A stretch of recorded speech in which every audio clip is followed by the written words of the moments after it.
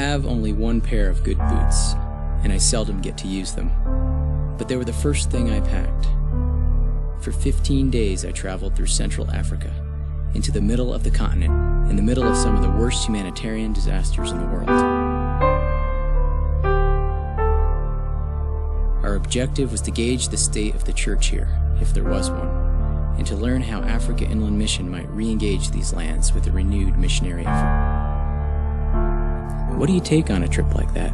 Good boots and a Bible, a notebook and an open mind, and, if you dare, an open heart. Into Sudan, Congo, Chad, and the Central African Republic. 4 countries with a combined landmass equal to 2/3 of the United States, but without the roads. So where the Land Rovers wouldn't go, we traveled by air, motorcycle, dugout canoe, and of course by foot, over thousands of miles of savanna, rainforest, mountain, and desert. The landscapes were forbidding and beautiful. Sunlit villages of thatch and meandering footpaths, smiling children, women carrying the wares of life on their heads. But one has a sense, on a journey such as this, that there's more to the story of the people and the land than you can catch at a glance. When you take time for a cup of tea and a conversation, you begin to see the real picture, and it is largely a disheartening one. From the southern mountains of Sudan all the way inland to Lake Chad, these 4 unique nations share one tragic history.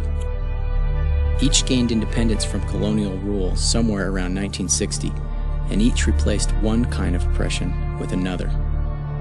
What followed has been decades of human conflict and unfathomable suffering.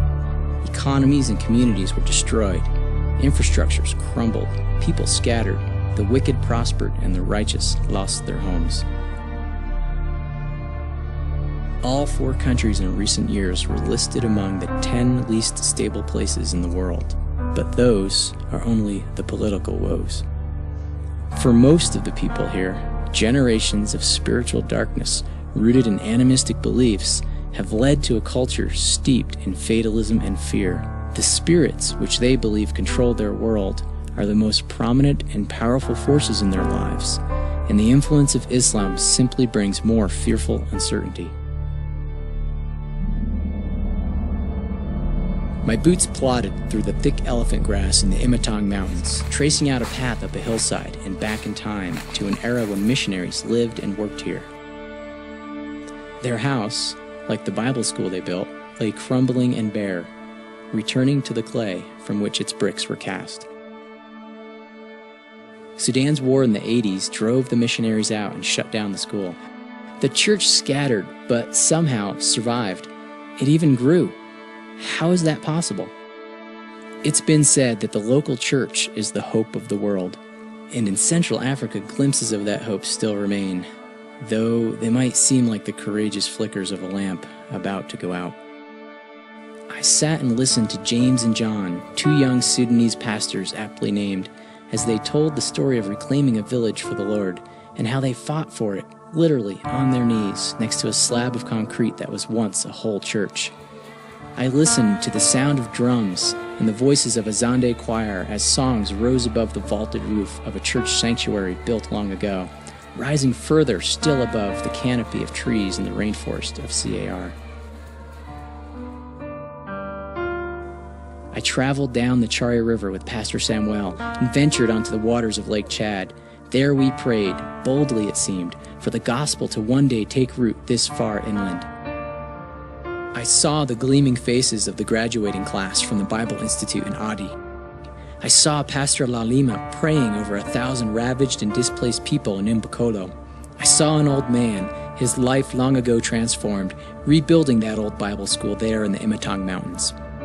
The local church is the hope of the world, and it's the hope for Central Africa. It is God's chosen instrument to transform lives and bring people into His kingdom. It is His instrument to preserve a community, a country, and the world from the debasement and destruction of sin. As Jesus told His disciples, "You are the salt of the earth, the light of the world."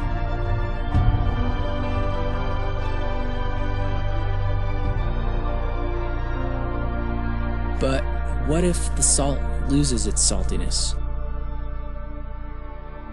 One veteran missionary simply looked north to answer this question. North Africa used to have a vibrant church. Today, it's all but gone. He warned that this could happen here too. Are we a generation away? Maybe less? The hard truth is that the church in Central Africa is but a remnant, dealt a double blow from war and syncretism. It's been scattered, persecuted, diluted, and if you ask them, abandoned.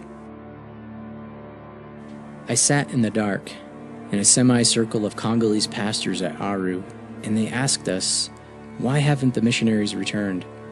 Because it's hard, we told them. They hear the news of this place and they're afraid. And one of the pastors said something I can't forget. In the past, there were missionaries who loved us, and they accepted to suffer with us. And I wondered if the past was just that, past.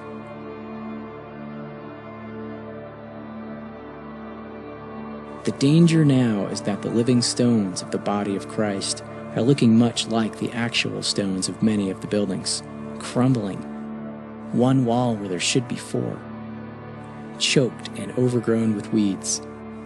AIM's initial missionary effort in these lands was not perfect, but the foundation laid by those first pioneers somehow endured a 40-year absence. We need to build on that.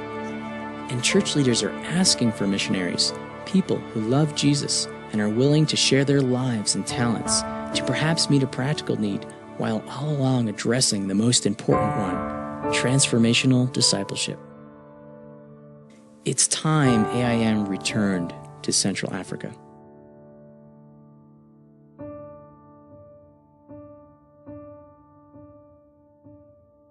By day 12 on our 15-day trip, I quit admiring my boots. In fact, I'd grown to resent them. Gore-Tex doesn't really breathe when it's 117 degrees out. My feet were aching and blistered. I remember joking with our pilot, something about the feet of those who bring good news, and he chuckled. Don't know why they're called beautiful, he said. The missionaries who have served here have trashed their feet. Only God could call them beautiful. This is a hard place. This is a hard calling. How do you live in a land of persistent instability? How do you minister to the spiritually oppressed and oppressive? How do you learn the language, understand the culture, navigate the government abuse? How do you throw up your hands in frustration and embrace a friend at the same time? What do you do when the next war touches you and it's your turn to flee? What if you lose all your stuff? What if you lose more than just your stuff? What if it's worth it? Can we afford to wait for things to become easy? I don't know what to do with this. God is calling me to something, but is it something this hard? I have these feet, and they can go, even if they're not experienced. But the question I'm asking is this: are they willing? Willing to walk some of the earth's most beautiful and devastated lands? Willing to stand side by side with those of my African brothers and sisters? Willing to be trashed in the process and one day be called beautiful? Are my feet willing to move against the fear? I don't know what to do with this, but there's one thing I do know. I can no longer just walk away.